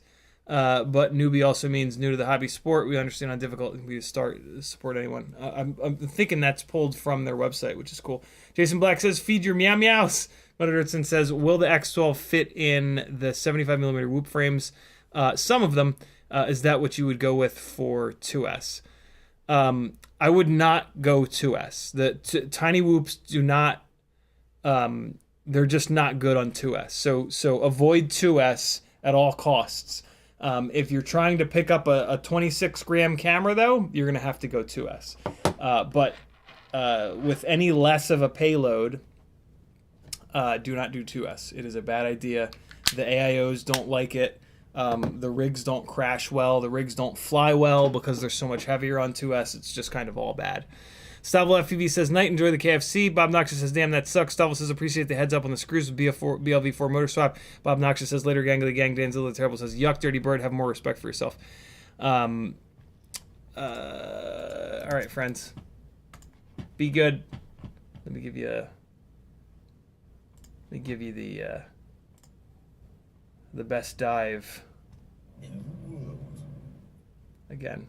This is from the hotel in Nashville. Absolutely outrageous.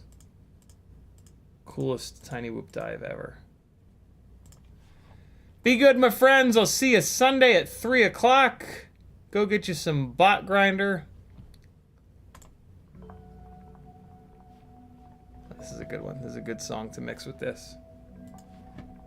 All right, friends. Be good. Love you. See you Sunday.